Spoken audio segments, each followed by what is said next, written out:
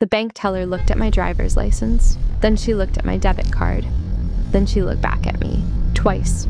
And somehow, in those few seconds, I knew this wasn't going to be a simple trip to the bank. I leaned forward. "Is something wrong?" She gave me that careful, professional smile people use when they already know something you don't. Then she said quietly, "Your husband really didn't tell you?"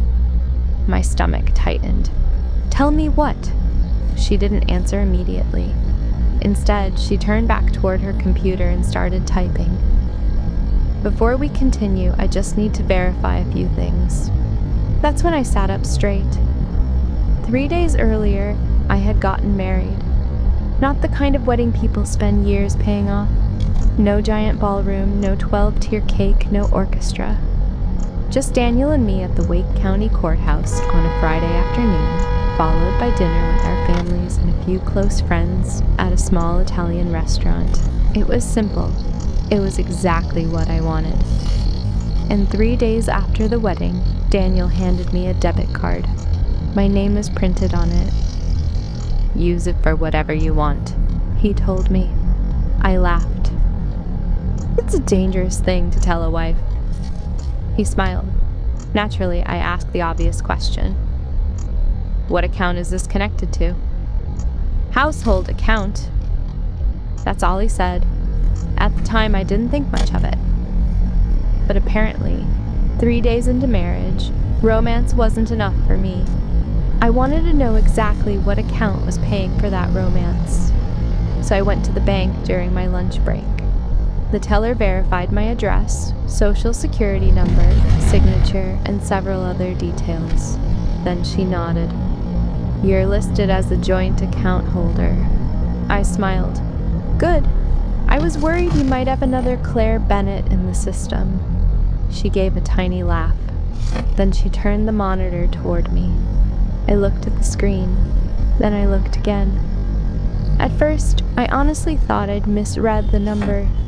I leaned closer. No. The teller said nothing. I counted the digits, then counted them again. Millions. There were millions of dollars in an account with my name attached to it. I slowly leaned back. The teller lowered her voice. "I'm guessing this is new information for you." I looked at her. "Ma'am, I teach 4th grade. If I had known about this yesterday, I wouldn't have brought leftover meatloaf for lunch."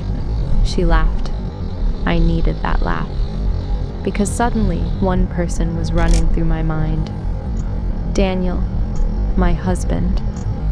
The man who drove a battered 2004 Ford Taurus with faded blue paint, a cracked rear bumper, and one missing hubcap.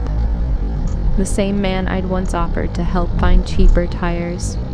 The same man who had let me split dinner checks with him for nearly a year. I walked out of the bank and sat inside my Honda. I didn't even start the engine. I just stared through the windshield. Then I called him. "Hey," Daniel answered. "Daniel?" Something in my voice made him pause. "Yeah?" "What exactly do you mean when you say you work in commercial property?" Silence. Not long, but long enough. Then he asked, "Where are you?" "Outside the bank." Another pause. "Don't drive." "I wasn't planning to." "I'm coming."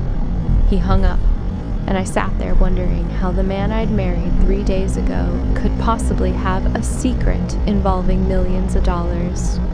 The strange part was that if someone had asked me a year earlier whether Daniel Bennett was wealthy, I probably would have laughed. Not because he looked poor, he just looked ordinary.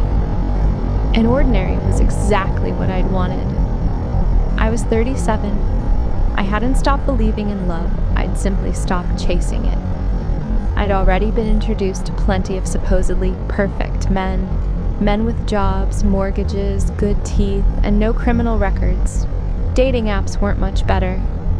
One guy called himself financially independent and then asked me to pay for his Uber home. So yes, I was tired. I had my teaching job at a public elementary school outside Raleigh. I owned a modest townhouse. I had good friends,